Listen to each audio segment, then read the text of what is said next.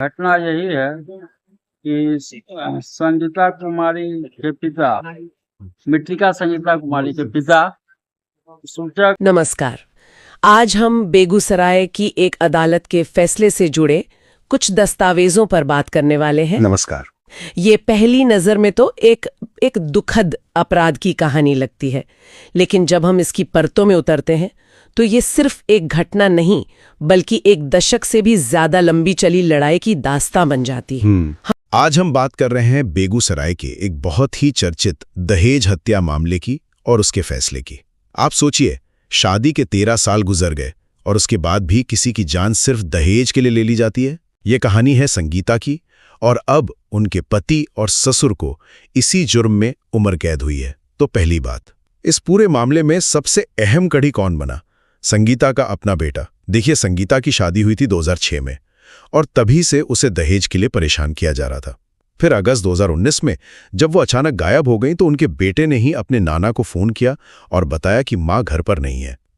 अगले ही दिन संगीता की बॉडी मिली और बस यहीं से न्याय की लड़ाई शुरू हुई। दूसरी बात, अदालत की कार्यवाही की। प्रोसिक्यूशन ने कुल 12 गवाह पेश किए और इन्हीं गवाहों और सबूतों के आधार पर कोर्ट ने पति हरिशंकर और ससुर राम सुचित सिंह को हत्या का दोषी मान लिया।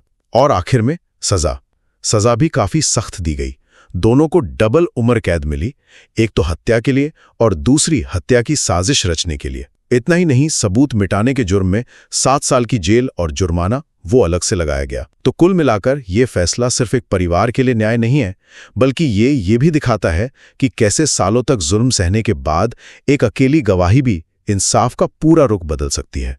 डीजे कोर्ट मंझौल के द्वारा क्या घटना था? घटना यही है कि संगीता कुमारी के पिता, मृतिका संगीता कुमारी के पिता सूचक बलभद्र सिंह ने थाना कांड संख्या खुदावनपुर थाना कांड संख्या 165/19 दर्ज किया था। उस घटना के अनुसार सूचक बलभद्र सिंह की पुत्री संगीता कुमारी की शादी हरिशंकर अभिषेक कुमार के साथ वर्ष 2006 में हुई थी। शादी के पश्चात संगीता कुमारी को संगीता के पति अभिषेक कुमार, ससुर रामसुखित सिंह, सास रामकुमारी देवी के द्वारा दहेज की मांग को लेकर प्रताड़ित किया जाने लगा। 15/8/19 को सुबह 8 बजे सूचक बलभद्र सिंह को सूचना मिली कि एक अज्ञात महिला की लाश हनुमानगढ़ी गुप्ता बांध के पास मिली है, जिसका सदर अस्पताल बेगूसराय लाया गया है। सूचक अपने अन्य परिजन के साथ सदर अस्पताल बेगूसराय गया, जहां वह लाश देखा तो उसकी पुत्री संगीता कुमारी की थी। संगीता कुमारी के सर और पूरे शरीर पर चोट का काला धब्बा था। उपरोक्त परिस्थितियों से साफ तौर पर जाहिर होता है कि एक साजिश के तहत मृतिका के पति अभिषेक, ससुर रामसुखित सिंह, रामकुमारी देवी साथ, राजकुमार और हेनु कुमारी षड्यंत्र कर दहेज के लिए मृतिका की पुत्री संगीता कुमारी की हत्या कर लाश छुपाने के उद्देश्य से हनुमानगढ़ी गुप्ता बांध के पास फेंक दिया। इसमें टोटल 12 गवाहों की गवाही कराई गई, जिसमें सूचक, डॉक्टर एवं अनुसंधान पदाधिकारी सहित।